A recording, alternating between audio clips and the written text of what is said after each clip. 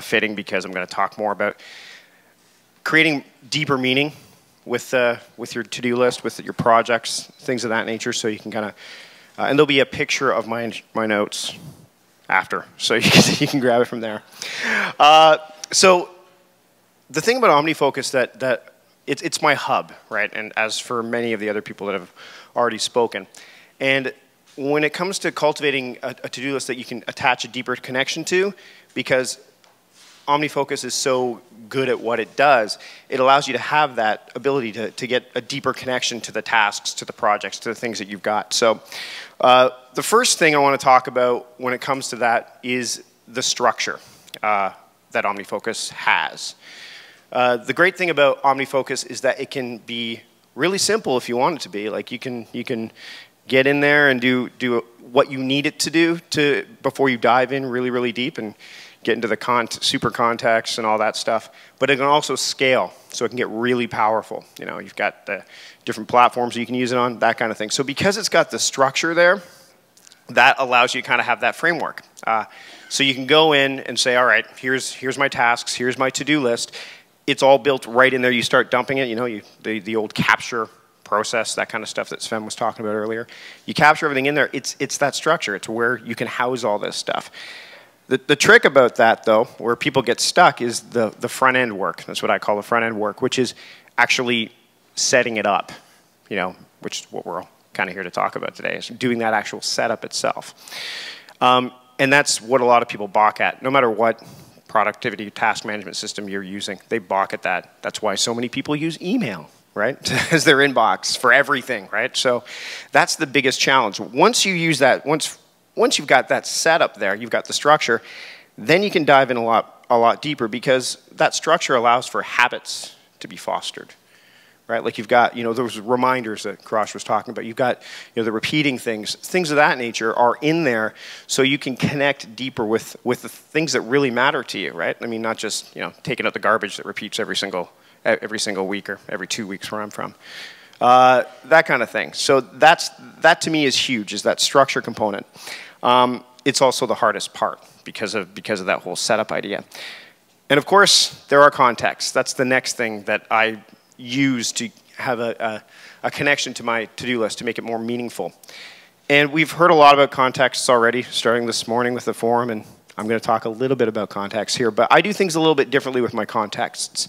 I use a lot of the standard stuff, but one thing I do is I use trait-based or emotion-based contexts.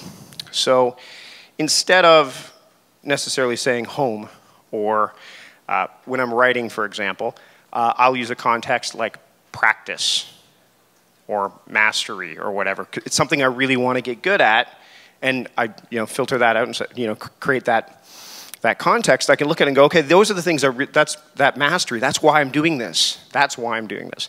Not just because I'm a writer. It's because I want to get really good at it. A journal. Keep a journal. I mean, how many of you, by raising your hands, keep a journal? Okay. And you do it every day, right? Like regularly? All the time, right? Yeah. What I do is I actually have the context gratitude for journaling. So when I look at that context, I'm like, why am I journaling? It's because I want to be grateful for the things, for the opportunity to come down here and speak to you guys, to being able to go to, spend time doing what I love to do, and, get to see my son every day and hang out with him. So it creates that deeper connection, right? Other ones you can use, knowledge. If you're wanting to learn something new, something hard that you want to learn. Using a context like knowledge means, why are you doing that? Well, I want to become more knowledgeable in that. I want to learn how to fix my car. I want to learn how to do this particular thing that's going to be taxing and take time, but why am I doing it? Oh yeah, because I want to get that knowledge down. Passion, that's another one you can use. I mean, it's really up to you. Willpower, the thing you really don't want to do, but you have to. Willpower as a context. So, I mean, you might want to try that. And, I mean, it's not going to work for everybody because, you may want to, first off, multiple contexts doesn't really happen in a lot of cases for people. But if you really are having a hard time getting motivated, and you're not super tech savvy and you're like, I'm into OmniFocus and I want to set it up and have things going, using those kind of contexts actually gets you into that structure that we're talking about a little bit more, a little bit deeper, and it does resonate a little bit further within you. And of course, all that creates the connection. And I'm not talking about whether you're connected to OmniFocus on your iPhone, your iPad, whatever. It's just that connection with your to-do list, that connection with your project, the connections with those things you really want to do, so that you don't check off all the boxes, you just check off the right ones, because you're more in touch with what you really want to be doing and why you're doing it, okay? So to kind of wrap off, no slides. Basically, what I would say to you is, if you're having a difficult time getting things done, and you're using a program like OmniFocus, and you're trying to really work hard and you're having difficulty, try to use some context that have some deeper meaning.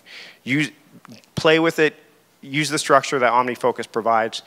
And what you'll find is, as you do that, you get better at it. That to-do list becomes more meaningful. You've cultivated it. A more meaningful to-do list, and then you're going to stop doing productive and actually start being productive. I'm Mike Vardy. I'm at Mike Vardy on Twitter. Thanks so much.